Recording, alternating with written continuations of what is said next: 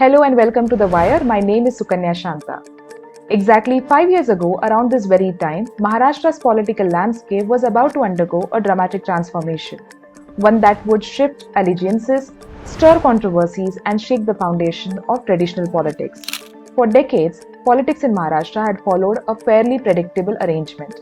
On one side were the BJP and Shiv Sena, who 5 years ago were a powerful alliance that governed the state together, and on the other were the Congress and NCP, who were then in the opposition and had a legacy of decades-long coalition governance.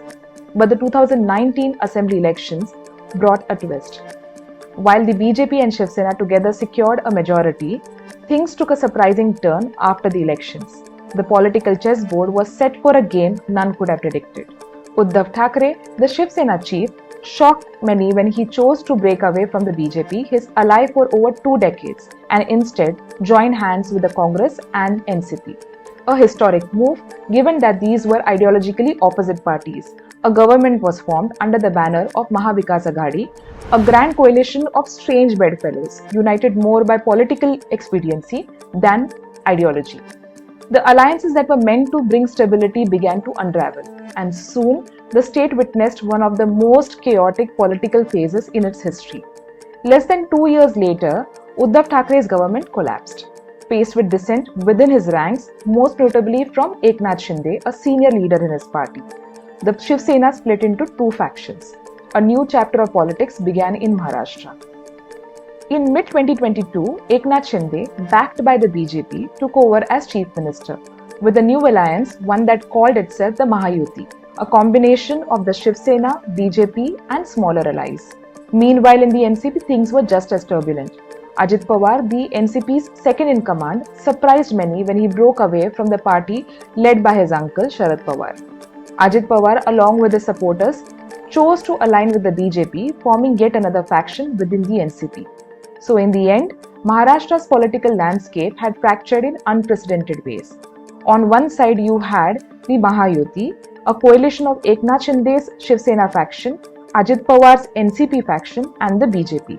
On the other hand, the Mahavikas Aghadi, a trio of Uddhav Thackeray's Shiv Sena, Sharad Pawar's NCP and the Congress standing united against their rivals.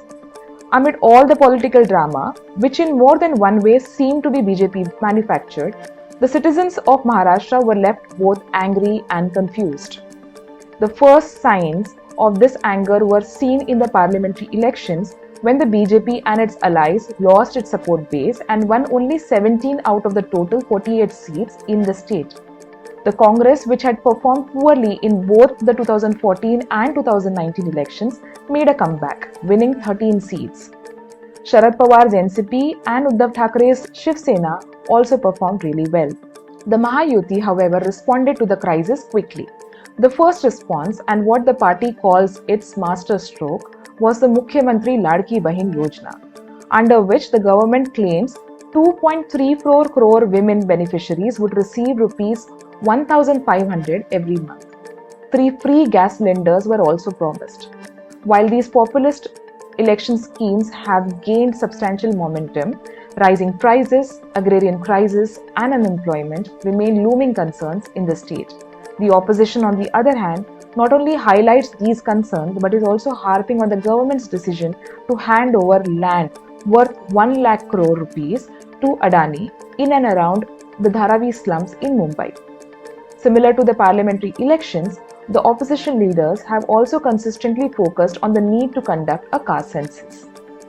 In the last few weeks of campaigning, the Mahayuti government shifted its focus from development and returned to its usual communal pitches, speaking of the same batenge katenge or ek hai to safe hai politics. The opposition says this is a desperate move by the government to communalize voters at the last minute. And amid all this, yet another player has emerged in the fray, Raj Thackre's Maharashtra Navnirman Sena. Desperate to revive his party, he has fielded candidates in 148 seats. His son Amit Thackray is also making a debut this time. With Raj Thackre's focus on issues of Marathi pride and his strong stance on Hindutva, the MNS aims to disrupt the traditional political balance in Maharashtra. As Maharashtra's voters head to the polls on November 20th, the state's political future hangs in the balance, with its next chapter waiting to be written.